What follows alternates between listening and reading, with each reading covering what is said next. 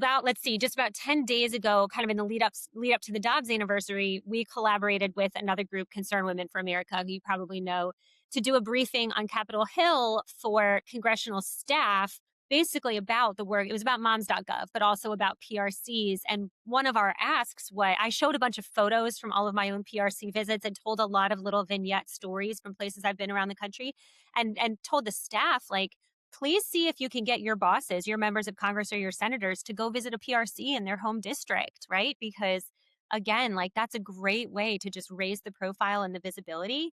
If a member of Congress could go and visit and then shout them out and help tell their story. And um, anyway, so we hope that that takes root. A lot of the staff were super excited. We had like 50 or 60 different offices represented.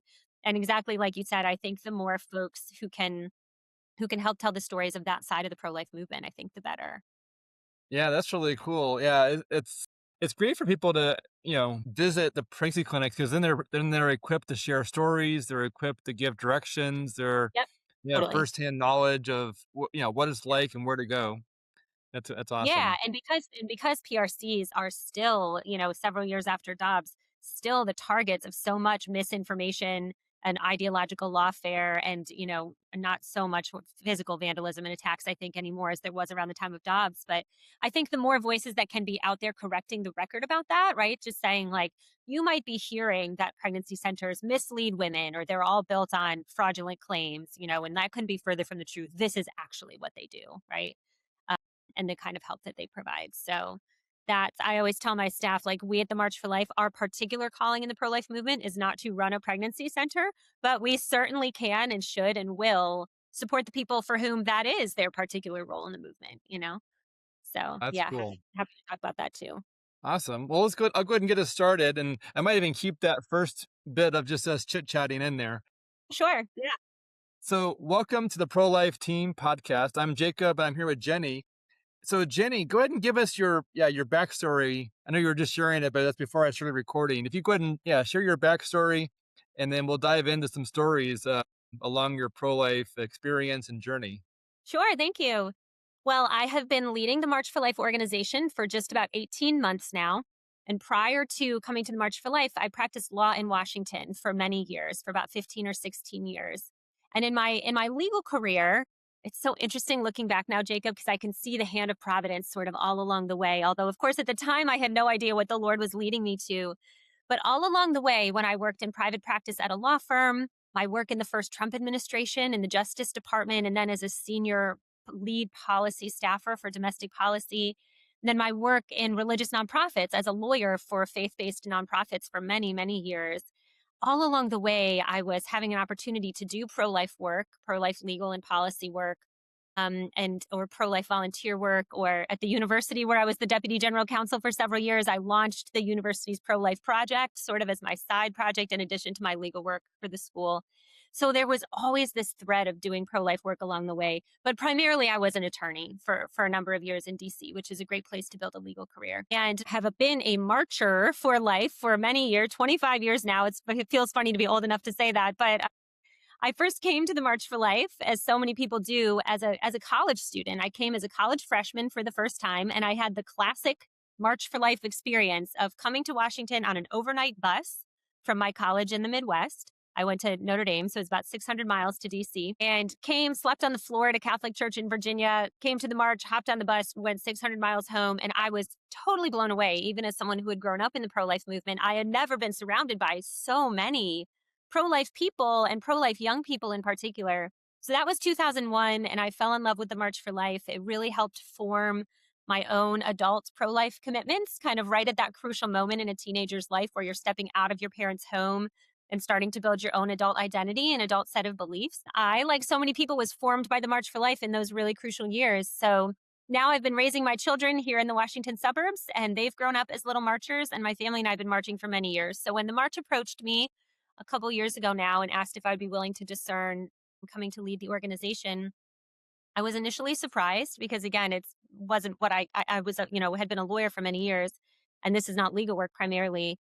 But very quickly, as soon as I brought it to prayer, it was very clear that this is where the Lord was leading me, and I was just very happy and joyful to say yes. And it's been a great honor to be leading the march since then. Cool. So, So, what's the mission or vision that the March for Life has? Hmm. Well, the March for Life really is about harnessing the power of collective public witness, is how on behalf of the unborn, is how I would shorthand it.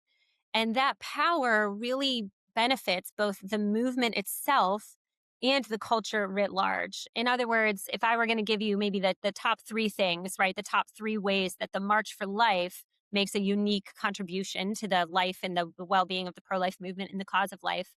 Number one, just, per my own story that I just shared, the March for Life forms young people for lifelong pro life mission. Generations and generations, millions and millions of young Americans have been formed by the March for Life in its 50 plus years, myself among them, and many other leaders, volunteers in the movement, faith leaders, good people who are raising good pro life families have come to the march and been formed by it as young people. And that incredible experience of being on the iconic National Mall in downtown Washington, with the mall just full of people as far as the eye can see, all there in the middle of winter because they care about the unborn. There's nothing like that. The online world is a very important place to be evangelizing for life, but it's easier to scroll past a video. You can't miss that experience of being in a crowd that big and being just swept up by it. Number two, one thing that I think I hadn't actually realized about the march and its impact until I started leading it was the way in which it's so deeply important to pro-life veterans, people like you and me, Jacob, who have been laboring in the pro-life vineyards for many years. And that can be tiring, and it can feel lonely depending on where people are and how solid of a pro-life or faith community they have. And what I have heard from people over and over and over again is folks say, I come to the March for Life and it feeds me for the rest of the year. Or it's like, it's my shot of energy. It's my encouragement. Or I love seeing all these young people and it reminds me that the pro life future is so bright and so strong. So that kind of catalyst to the movement itself and the way that people are renewed and refreshed at the March for Life again is totally unique to the March. And then three is the obvious, just the public impact of that huge collective public witness on behalf of the unborn. It's really for anyone who hasn't been to the March, I'm trying to kind of paint a picture in words for you. Again, we staged down on the National Mall. And then, really, even from the raised stage that I have been able to be on for the last couple of years, and seeing the march, you can't see the end of the crowd. That's how many people are there. And they're not just on the National Mall, the grassy part, but they're spilling out into the streets. And then, once the march itself starts, the streets, the kind of major thoroughfares in Washington, are completely full. And it takes hours for everyone to make their way through the relatively short march route because the crowd is so big and so dense. And it's very, very joyful. The march gets a bad rap and is mischaracterized sometimes, like the whole pro life movement of being full of kind of angry older guys or something. And that couldn't be further from the truth. I mean, the March for Life is full of young people and families and church groups who are holding signs from their home churches or their Christian schools and singing songs and hymns and chants. And the energy is really incredible. So that's really what the march's particular charism is bringing the movement together for a big tent unity moment that isn't just unity for the sake of unity, although unity is an important good, obviously, and is of the Lord, but that day catalyzes young people and kind of knits them into the movement. It renews and refreshes pro lifers who've been at it for a long time. And it shows our political leaders, our media elites, uh, our cultural leaders, the entire city of Washington, that the pro life movement is, not tired of showing up and is never going to stop showing up, even on one of the coldest days of the year, because we are so motivated on behalf of the rights of the unborn. And there's no other route that the movement has really to send that message home in quite such a powerful way. And what are the dates of the march? And are those likely to change? But with the Dobbs decision, are they going to stay the same, or what's the plan with the dates? Yeah, it's a good question. So typically, the march again, we've been marching for life for over 50 years, and I'm sure many listeners of this podcast will be people who have attended for decades. It's such a pleasure to meet folks who say, I've only missed a few in those 50 years. So we typically march on the Friday closest to the Dobbs or to the Roe anniversary date in January, right? So this coming year, 2027, it will actually be on January 22nd, the anniversary itself, just Okay. because of the calendar falls. The following year, 2028, is a little bit further away because of some kind of peculiarities of the calendar, but we march in January. That is challenging. Of course, it presents some challenges. The march has never had to be canceled because of winter weather, thanks be to God. And I think that really is a sign of just God's providence. And He wants this event to be able to happen. I do think that it gives the pro life movement an opportunity to really show what we're made of, right? Because again, no, there's no other social movement in history that has sustained or possibly could sustain the kind of motivation and momentum that the pro life movement has been able to sustain through and at the March for Life. Because when you're motivated by this kind of deep commitment to human dignity and human rights, winter weather doesn't get in the way, right? It just doesn't. You bundle up and you go. But to your point about maybe, Dobbs and moving the date, my understanding, this was before I was officially at the organization. I think there was some sort of kicking the tires on that idea in the early days right after Dobbs. And interestingly, the feedback was unanimous and very strong, it sounds like, especially from college presidents, high school principals, youth group leaders, and faith leaders who said it's so much harder to bring students in large numbers when it's outside the academic year. And more or less said, we see how important this event is for forming our young people. And if they're not in school, if they're scattered to family vacations and summer sports or whatever, camps and all this sort of thing, we can't bring them. So there really was this kind of collective request from those very important kind of constituents, can we keep it during the academic year? And I think that makes a Yeah. lot of sense. And I have to tell you, Jacob, we're heading into a 104-degree heat wave here in DC. So I think that a summer march actually would probably be much more dangerous, right? Yeah, especially with the Overall, humidity, it'd be miserable. exactly. Yeah. Yeah. Summer in Washington is really something to contend with. Yeah, That's absolutely. really So we nice march about the into winter the weather. You can always put on more yeah, layers. definitely you put on more layers. And we always have a warming bus available for anyone who really needs to step inside. So That makes sense, and really, it's symbolic. And so, what is what event could take place in the future, or what is a desired event that would make it so we don't need to march anymore? yeah, that's a really great question. And I think sort of buried in the way you framed that question is like, why are we still marching, right? And the March for Life, here's my little March for Life history lesson. It was launched in the immediate wake of Roe versus Wade by a woman named Nellie Gray, who was a government attorney at the time. She worked for the US Department of Labor, ended up leaving her job to work on the march full time once it took off. But Nellie and a handful of friends here in DC just sat in her house and said, well, we need to get out there and protest. And their initial vision, this was in the early 70s, was we'll keep marching until Roe versus Wade is overturned, right? Now, I think the reason for that is that there was a sense that maybe abortion would end once Roe versus Wade was overturned, right? So that was the way to sort of frame the goal. Over the course of the next 50 years, right, it was about 49 years until Dobbs did finally overturn Roe. It became very clear, I would say, that abortion is not just a legal problem, but it's really a cultural problem, right? And that restricting the availability of abortion through a decision like the Dobbs decision, which actually has not brought abortion numbers down overall because of the rise of chemical abortions, right? Is this what challenging and distressing dynamic in the last few years? Actually, that would drive down abortion supply, right? And it does. And legal restrictions on abortion or abortion bans in pro-life states are really important, and they save lives. I should say there is really good data that abortion bans in pro-life states save lives. But that doesn't address the demand side, right? So that restricts abortion supply. But there's still such a strong demand for abortion in our culture, which is just so built around the culture of death and easy access to abortion. And this idea that abortion is the easy way out when a pregnancy is challenging or unexpected in any way, that's an ongoing issue that really still needs to be addressed. So when we march for life now, and this was true before Dobbs and it's very much true after, we're marching because too many abortions are still happening in this country. And that's again because of, you know, pro abortion states that have drilled down and leaned in on making abortion easily accessible since Dobbs.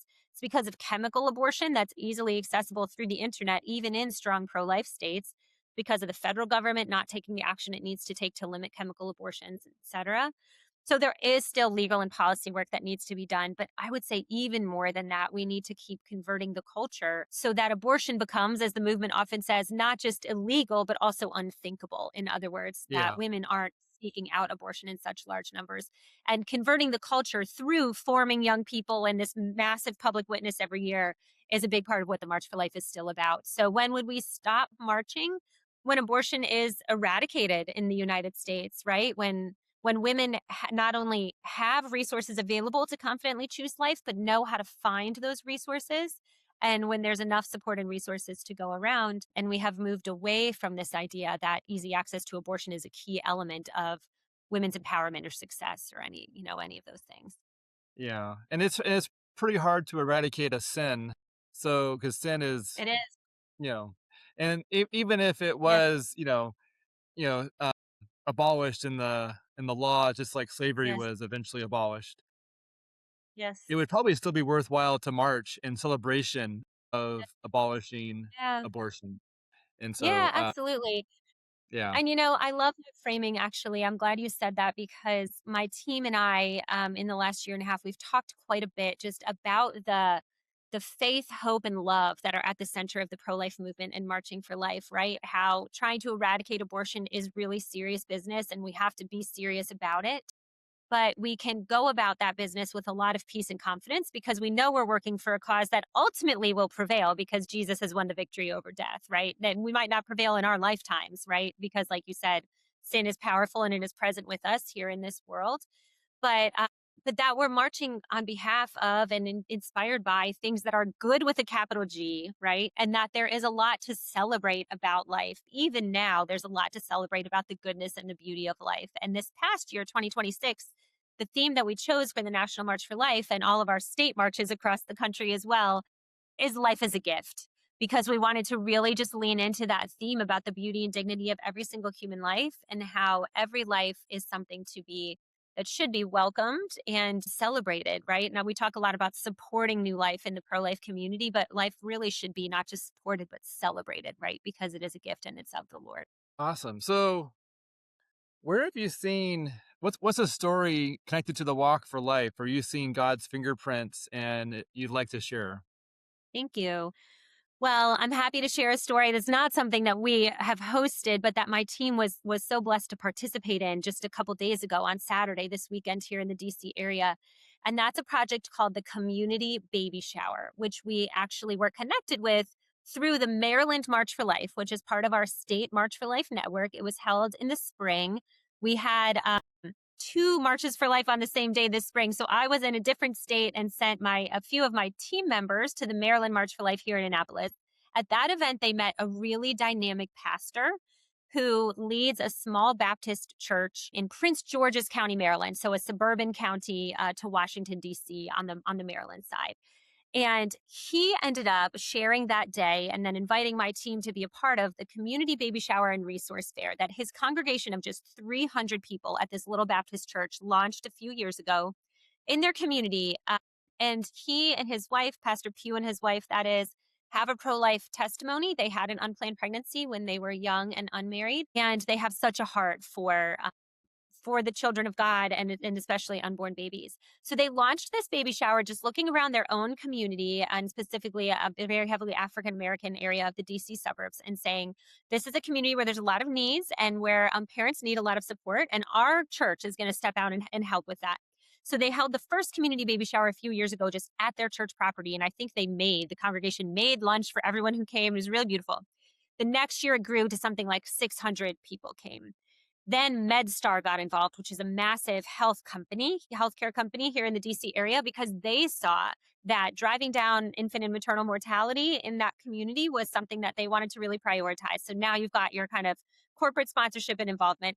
This year, Jacob, their community baby shower that happened on Saturday had 2,500 families who came. It's now held in Whoa. like a sportsplex in PG County and 45 community organizations attend alongside this little Baptist church that launched it. And they provide everything from free diapers and wipes to everyone who comes. They're also doing health screenings for the parents. They're doing a lot of infant care education. They're addressing food insecurity, there's a little bit of a social work element, trying to hook people up with resources, just general wellness for their families. They had something called the Dad's Den, where the fathers who attended could hang out together, and there were speakers and resources and support for dads in particular, and then lessons like safe car seat installation, right? That's often in like the dad's lane, right? And so teaching these guys how to make sure their car seats were installed safely. And then they were doing giveaways for big ticket items like car seats, pack and plays. strollers. It's an amazing, amazing project. Infant care and early childhood development information. So 2,500 families from this somewhat under-resourced area of the DC suburbs came to this event, all launched by one visionary pastor in his little church. And then again, it's because it's meeting concrete needs in the community. It just grew and grew and grew. So my team was so just honored to be able to be a part of it. We collaborated with our friends at Every Life Diapers to bring some of the diapers that were given out that day and just meet folks and encourage people and be present there. But that I love that story and I'm happy to have a chance to tell it because that is, I think, just such a great inspiration and example for all of us in the movement or even people who wouldn't necessarily consider themselves in the movement, quote unquote, but have a heart for life to just show the ripple effect of one devoted couple and then the group of folks that they lead at their church and what you can do in your own community. You start small, but again, if it's meeting a real need and there's like a hunger for that kind of camaraderie and support and celebration, right? I love that they themed it as a baby shower, not just like a resource fair, but this is a baby shower where we're handing out gifts. There's a lot of swag. They decorate it so it looks like a baby shower. It's just the coolest thing. And that is the pro life movement really in action and just like being responsive to the Lord calling us to serve our neighbors, in a really Wow. concrete way. That's so good. There's Yeah. a podcast episode that I haven't published yet, but it's gonna be published soon, where this gentleman Bryce was talking about how in the pro-life movement we need to build everything built on the gospel. We need to do Yeah. things with excellence and then take risk with innovation, try out new ideas. And he had some really amazing biblical references for each one of those three. And so that's just a beautiful example of built on the gospel, doing things with excellence and being innovative and then seeing what God does with it. Yeah. That's just so good. Yeah, so I totally agree. I mean, my mind was blown when Pastor Pugh shared with me that MedStar had come alongside again, just this kind of like big secular health, hospital company. Essentially, they run a bunch of urgent cares. But that's when like you said, that you're doing something excellent, right? When an organization that is not pro-life in the traditional sense, right, sees it and says like, "Oh my gosh, these people are really meeting a community need, and we want to come alongside them so that we can help serve this community and meet their needs and do it in a way that's very respectful and gives people a lot of dignity." And also gets them resources and support that they need. So hats off to Pastor Colin Pugh and Clinton Baptist Church, Yeah. Lee County, Maryland, because they're really, I think, showing the way to being genuinely, concretely pro-life. Yeah, what was the name of that church again? Because someone might want to call them and say, "How can we, mimic or replicate what you're doing? That's so amazing." Totally. I mean, that would be incredible. It's called Clinton Baptist Church in And then Prince what George. city? It's in, I don't remember what city they're in, but it's Prince George's County, Maryland. Okay, Yeah. cool. Yeah, that's Pastor great. Pete. Yeah. Pastor Pugh, awesome. So Jenny, tell us what kinds of. Actually, let me rephrase this. How might a pregnancy clinic with let's say you're talking to a pregnancy clinic director, and how could you promote an idea or options for how a pregnancy clinic can connect with the March for Life in DC or the March for Life that might be happening in their state, or if there's not a March for Life in their state, what options would she have to explore that? Yeah, absolutely. Thanks for asking. So, this is where I should say a little bit more first about our state March for Life program. The March for Life, in addition to the National March for Life, our marquee event that I've been talking about, we March for Life in 21 states as well. And that number is growing. The March for Life, State March for Life program is pretty new, really just a few years old. It really took off after COVID. So, we're growing and growing and growing in terms of adding states every year. Uh, those states, you can look on our website, which is marchforlife.org, and see a map and a list of where we march. Our marches are almost always in state capitals because we do always have an advocacy component and some education and call to action about pending legislation, for example. We have a couple that just for various reasons are not in state capitals. For example, I was out at the Alaska State March in April, which is in Anchorage because in Alaska, Anchorage is just so very much the center of gravity in the state that marching in their state capital would make it inaccessible to a lot of people and church groups who otherwise would want to come. But we typically march in state capitals.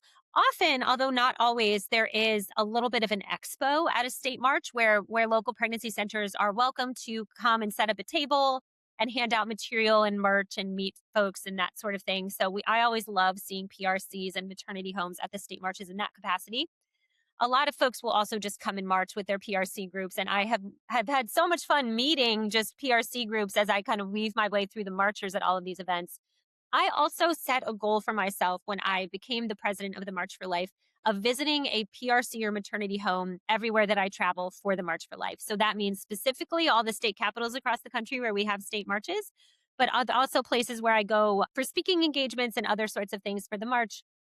I have my team do some research. Sometimes they will talk to the local pro life organization that we work with on our state marches and reach out to a PRC and ask if we can visit. And I've been really honored that folks always say yes. And my goal in visiting PRCs across the country is, I guess, threefold. It's one, just to be able to extend my thanks and thanks on behalf of the March for Life team to the folks who are really on the front lines of serving women and their babies. We Our charism in the pro life movement is not to do that kind of frontline service. We have a different calling, the March for Life, and our team in the movement, but we very much respect and admire and want to be helpful to the people who are doing that work of walking with moms every day. I also want to be able to tell the stories of the pregnancy care movement. So we use our social media platforms and even our literal platforms. We always, at all of our events, in we almost always invite a PRC director and or a PRC client, sometimes both, to speak at our state marches or at the national march, again, so that we're using all of our platforms, our, like, metaphorical platforms online and our literal platforms at our marches,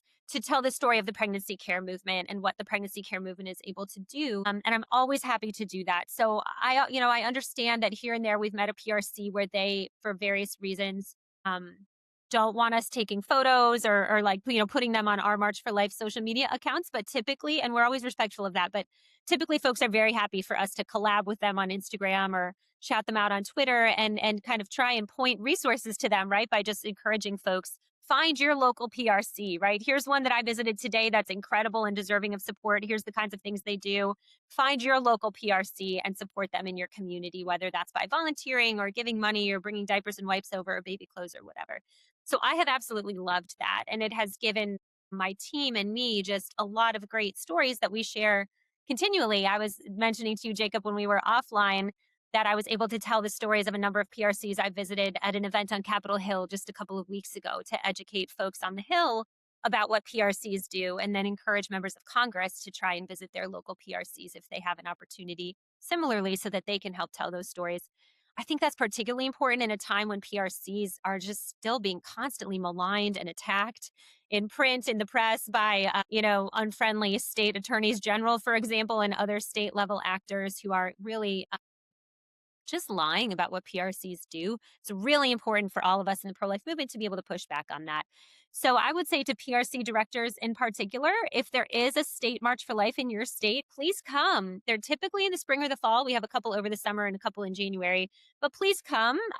Come and get a table if there's an expo at the one in your state. Come and introduce yourself to folks during the march itself. You could reach out to info at marchforlife.org if you'd like my team and I to stop by. We always love doing that. And again, just kind of helping to promote the stories of the beautiful work that PRCs are doing, for which we're really very, very grateful. Awesome. So what do you think would happen if a pregnancy clinic brought their board, their team, or different parts of their team to the National March for Life? What do you imagine might happen, and what might be the outcome of that? Yeah, well, I know a number who do that actually, and then a few who haven't been able to yet, but have plans to do so. I met a pregnancy team, a PRC team at the Georgia March for Life in March, who told me that they were making plans to take a trip together up to the National March next year, which they've been wanting to do for some years and haven't had a chance yet. I hope and I really believe that PRC teams who come to the National March will leave feeling so encouraged, really just very, very encouraged. And it will fill your cup for the hard work that you're doing in your community. The spirit is really present. The Holy Spirit is so present at the National March for Life. And there's a great, of course, kind of educating. There's a rally, which is an education component. Again, there's an advocacy element typically. There's great speakers. We're blessed with just awesome speakers year after year, both testimony speakers and then kind of high profile celebrity style speakers. I can't announce any yet for 2027, but we have some great ones lined up. There's music, there's prayer. It's really wonderful. And then the march itself, again, marching down these kind of grand thoroughfares in Washington, D.C., is really incredibly powerful and very joy filled. So I know that anyone who comes will have a really great time that I hope and believe will continue to feed you, as so many people have told me is the case for your work throughout the year to come. Wow. So cool. So with it, so Mhm. is there like a guide or 20 steps to to figure out before going because there's going to be very few places to stay based on the number of people that will be in the area. Where can someone get instructions or help on making that plan? Yeah, that's a great question. I love that very practical question. We do publish what we call a travel planner in the lead up. We haven't yet for 2027, but we will, a few months by a few months from now. The travel planner has all of the information that you need. There is an official March for Life room block, and but a lot of people end up kind of fanning out across the DC area and Northern Virginia, or if they have relationships with churches in the area, you can often find folks from a church to put you up. But that will also have info just about the specifics of the day and kind of the logistics of the location and some prep materials if folks want to share prep materials with their group that they're bringing. So keep an eye on our website. Again, that's marchforlife.org. And more specifics will continue to roll out in the early fall is typically when we release that. But in the meantime, if you want to jump on your hotel reservations, you can just take a look at, the National Mall and kind of figure out your logistics from where you want to be in relation to that. Awesome. Yeah. Well, yeah, thank you so much, Jenny, for being on here and just sharing your story and for doing this amazing encouragement work. What would you like to share before we wrap things up? Mm.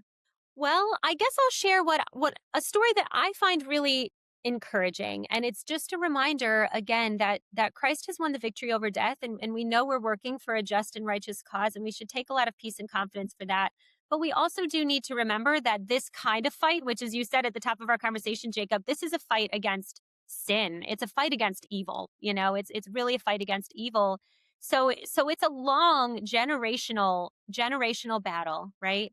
And it's so important, I think, for those of us who are really in the thick of it in this fight to not lose heart, even though it seems like sometimes we take several steps forward and then several steps backward, right?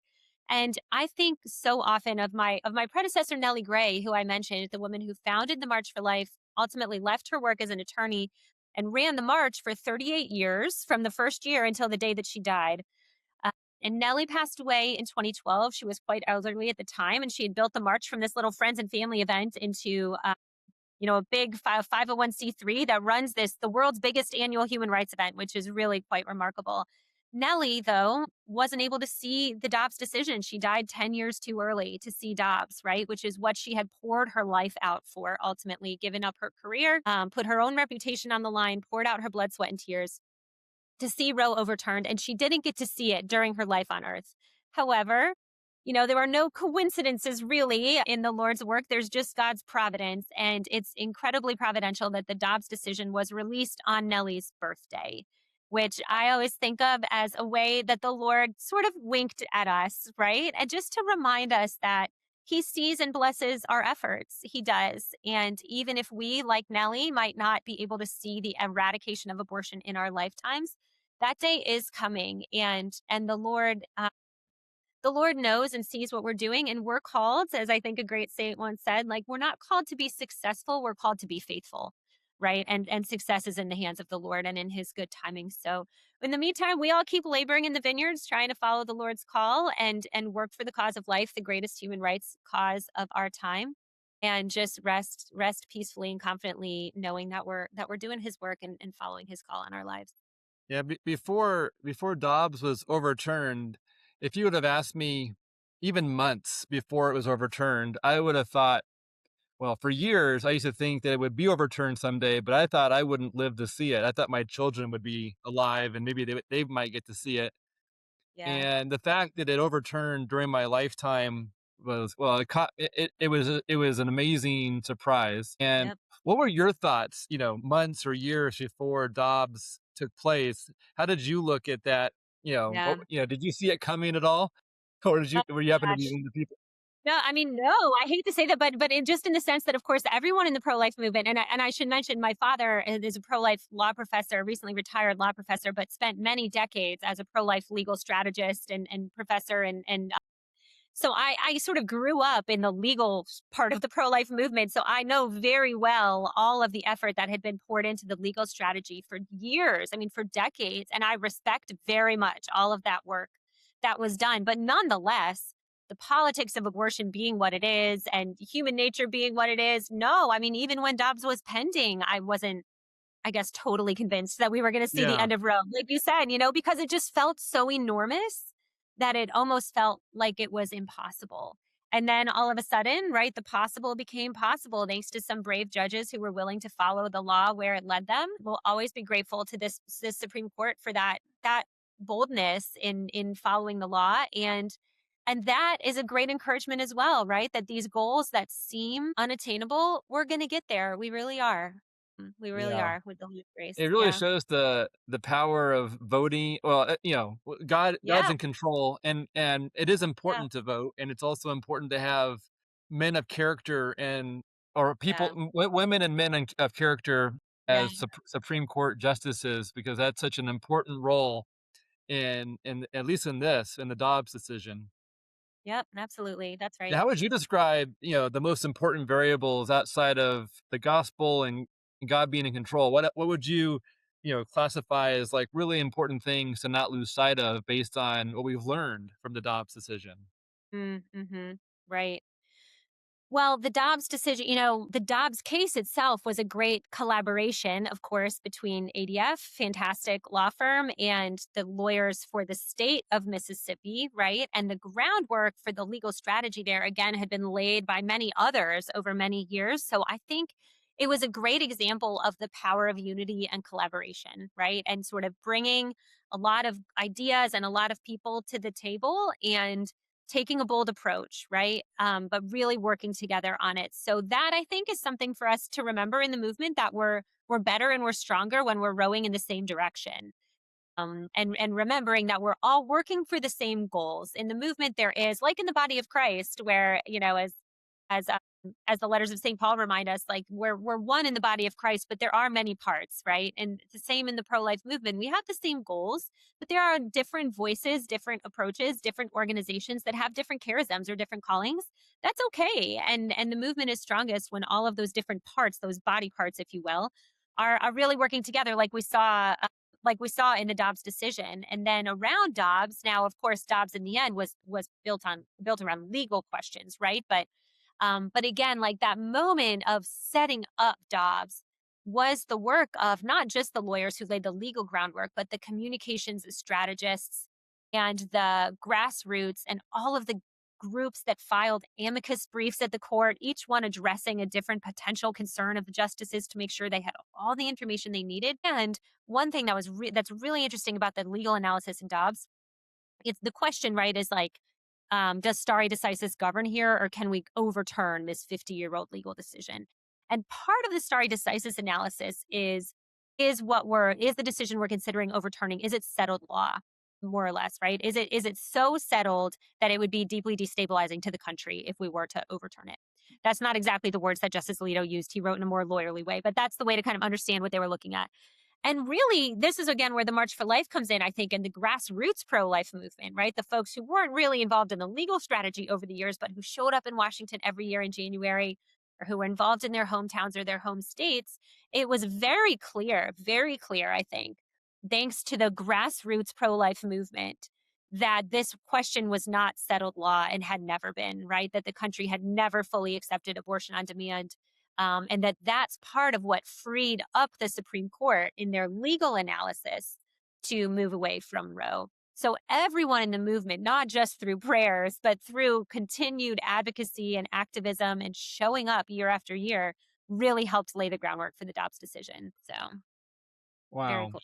Hmm. So when Dobbs came out, I remember doing the math, and I think it was we were in the 49th year. It was like Yeah, 49 years and is it 3 months or 5 months? 5 months. Yeah, And so I remember thinking, so I think we were technically in the 50th year, like the 50th year was partially through.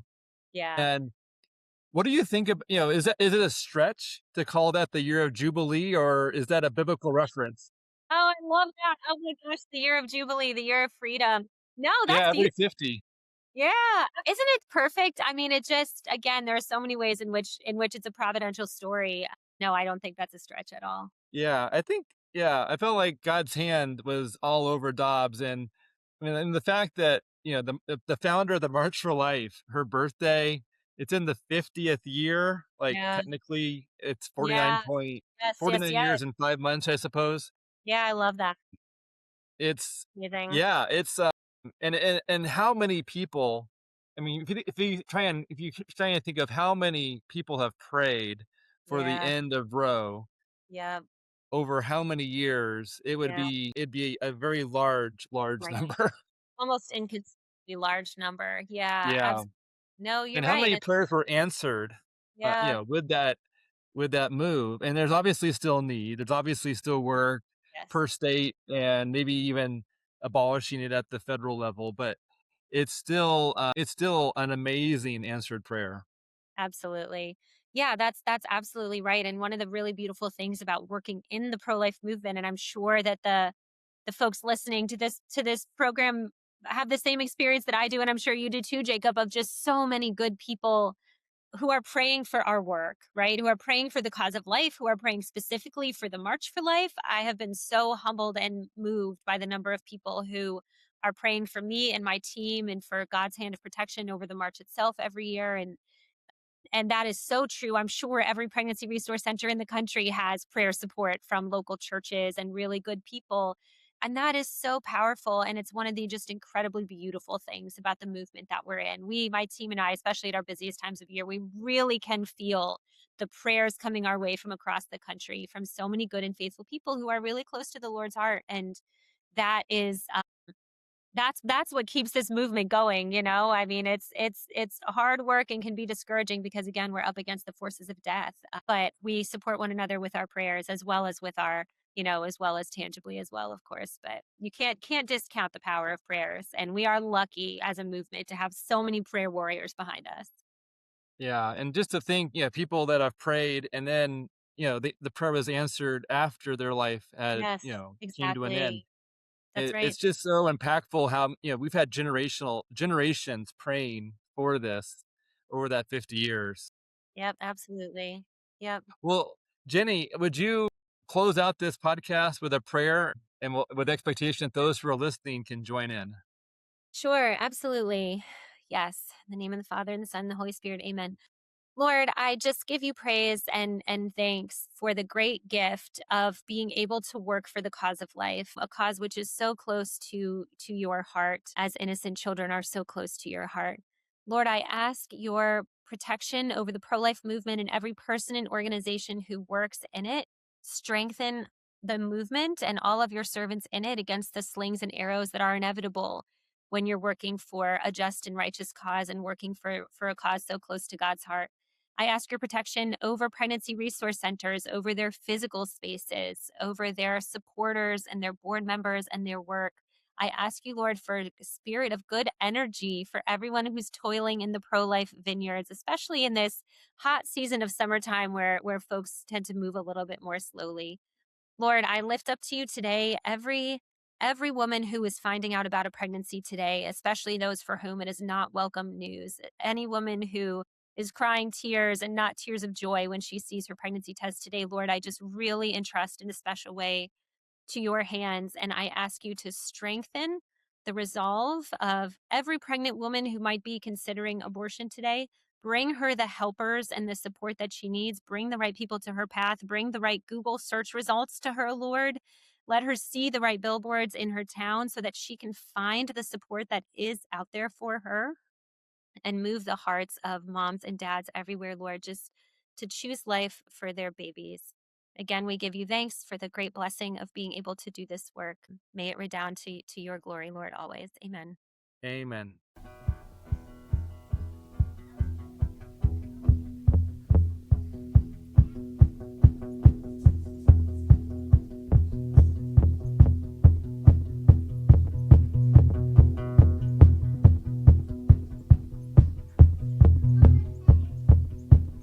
Turn around, take a step. Turn around, take a step. Put on the armor of God.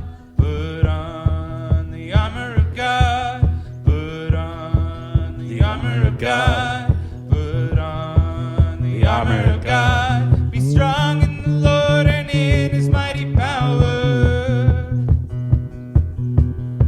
Be strong in the Lord and in his mighty power. Turn around, take a step. Turn around, take a step. We're going to war, we're going to war, we're going to war, we're going to war. Not against flesh, but against the darkness.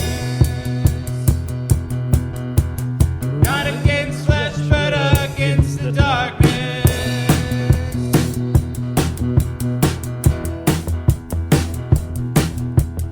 Turn around, take a step. Turn around, take a step. Put on the armor of God.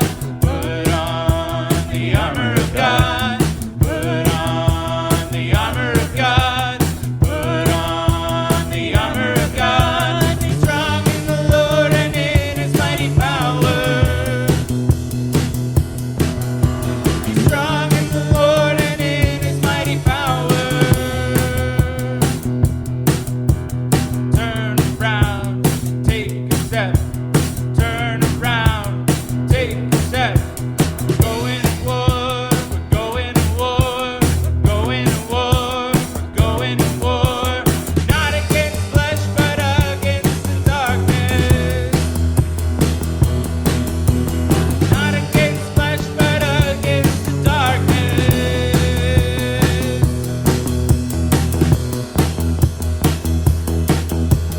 Turn around, take a step.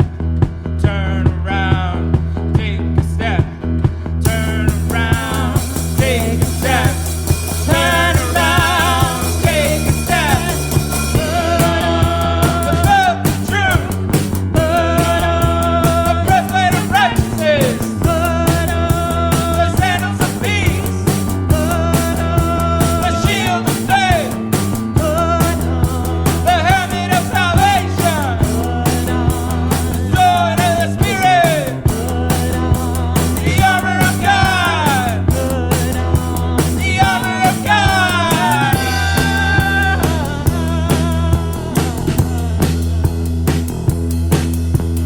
Turn around, take a step.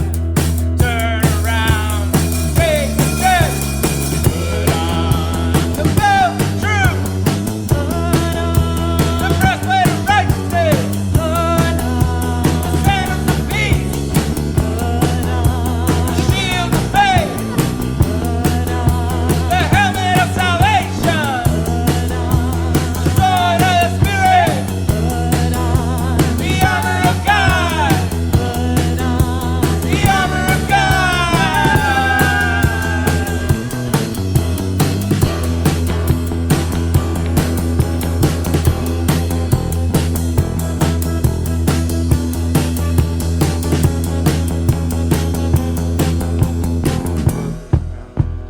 Take a step.